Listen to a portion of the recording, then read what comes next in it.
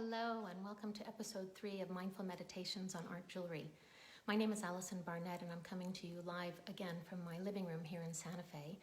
And my husband and I opened Patina Gallery here in Santa Fe 20 years ago with the intention of bringing world-class art jewelry and contemporary craft to Santa Fe and to the world. And these meditations and this video series has been really great and really enlightening as we focus on a single artist in the gallery. And this week is no different. This week we are focusing on the work of one of my closest friends, Kahn. And she came to doing jewelry and bead crochet, very different avenue than many of our artists in the gallery. It's really from a design point of view. And so I want to share with you this morning her wonderful works. And in doing so, and before doing so, I'd like to tell you a little bit about Claire because there's so much that informs how she came to making these pieces. And as you're watching, I really encourage you to like or comment and let me know where you're watching from and let me know if you like the series that I'm doing. It really helps me when I go live with these videos. I want to give you a little brief history about Claire. Claire was born in Palo Alto, California, to Lida and Matt Kahn. And her mother, Lida, was a weaver, and her father, Matt, was first and foremost a painter, and he was also a professor of design at Stanford University for more than 60 years. He was a teacher there. And he was a beloved teacher. There were many different students who came and took his class as an elective because it really taught them how to see and look at the world from a different point of view and how to look at light and look at design, which really informed what they were studying ultimately and really made them better for it. Claire then came to Stanford, first as a music major, piano, and quickly changed majors and studied design and graphic design. And upon graduating, she went to Skidmore, Merrill & Owings, which is a fabulous blue chip architecture firm out of San Francisco. And her time there, her 6 years there, really informed her work. And of course, I'm wearing pieces, and we'll get to those.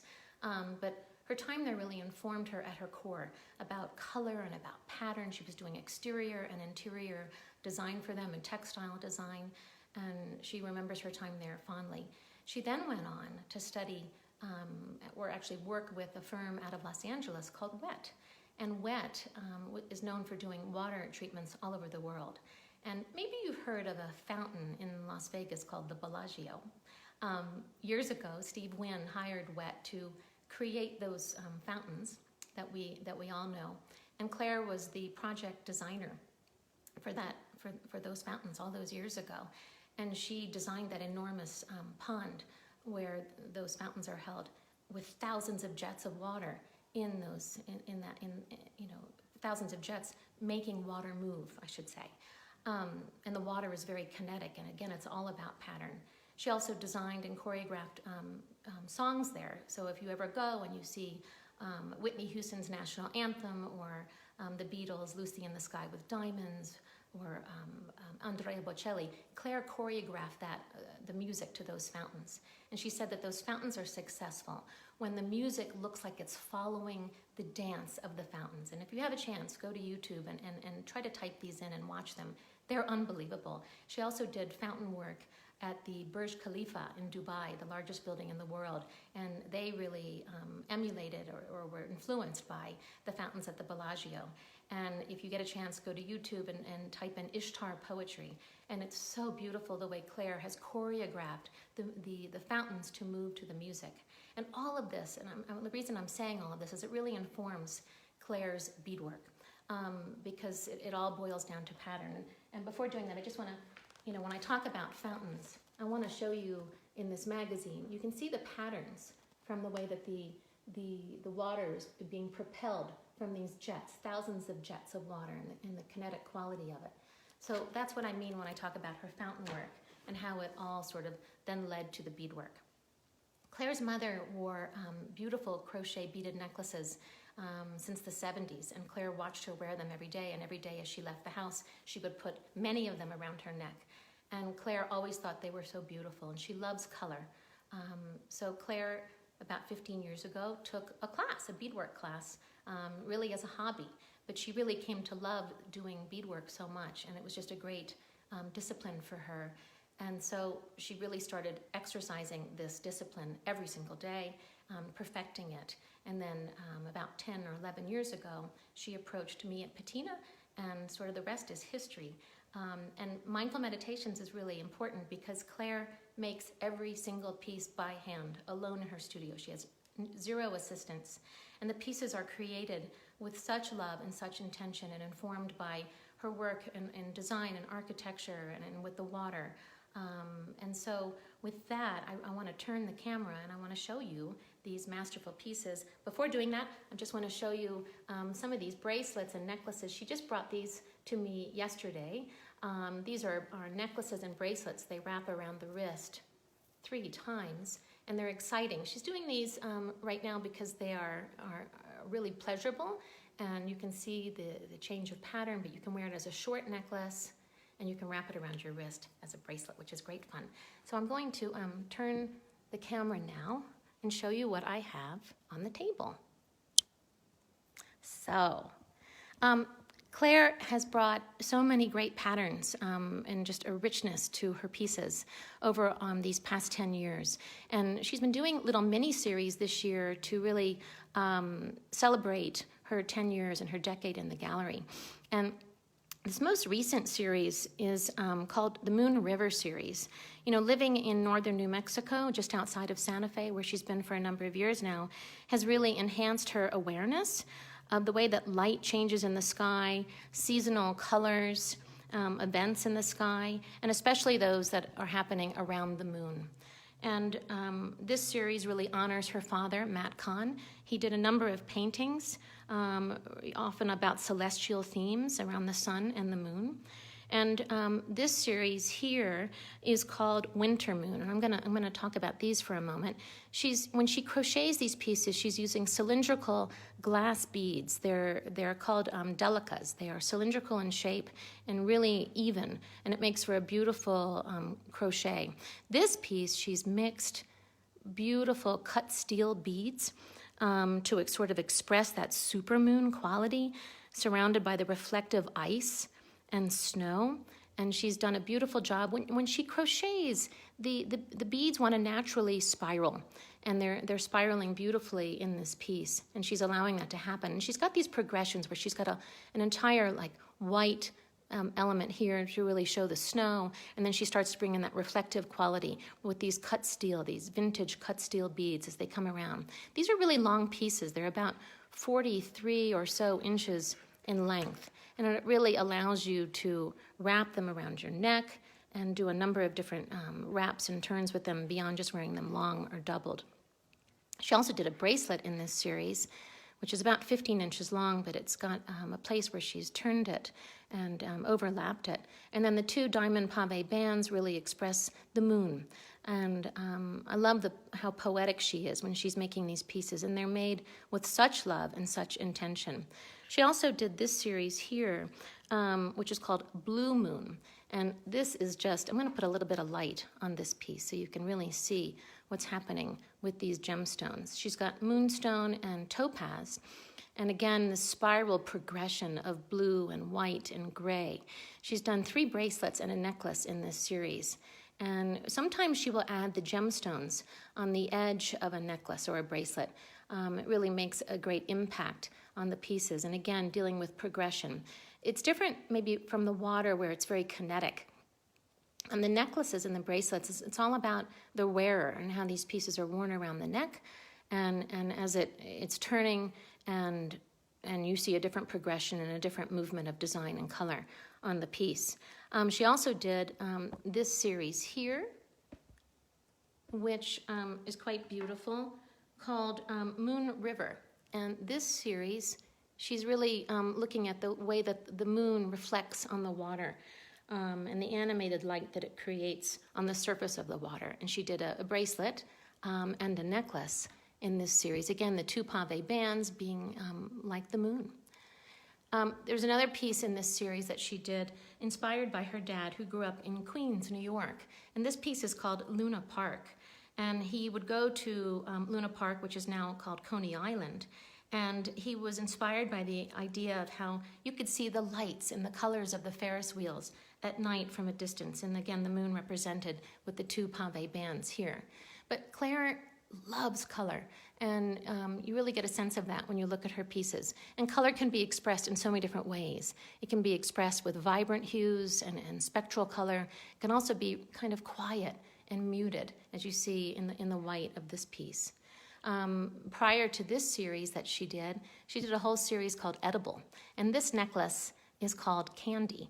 And one of the patterns that she's used is called Lida, inspired by her mom. And this is a great example of a Lida pattern, where she has these lines of color coming from the center or the back of the necklace, and then it comes fully expressed with the gemstones that she's using on the edge, peridot, opal. It just leads right down to that color. And she finds so much expression in doing this and changing the pattern, because when you do bead crochet, the pieces are spiraling, and she's taking control of that pattern, and they're not always spiraling. Sometimes they're really more linear in the way that she's creating this pattern. And this is the new series that she's been doing now, that with shorter necklaces that you can wear short around your neck or wrap around your wrist 3 times. These longer necklaces you can wrap several times around your wrist, up to 6 times. This is a beautiful piece that she's done called Wild Irises, inspired by an iris that was growing in her garden. 2 necklaces here, really playing with pattern and color, and she really took great inspiration from the wild iris. Just beautiful. And then she's been doing a series that she calls All Stone, where the entire necklace, and I'm going to bring this piece forward, she's got over 5,000 beads that she will use in a single piece. Let me bring this into the light here. So this necklace is using all spinel, faceted round spinel. And you can see the way that the light is reflecting off of these stones. Over 5,000 beads that she's used in a beautiful progression of color. There's a rhythm, and that's where the music comes into her background. And again, the pattern and the color. When you wear these, they just come to life. And I'm going to turn the camera maybe back to myself just for a moment, because I am wearing some beautiful pieces.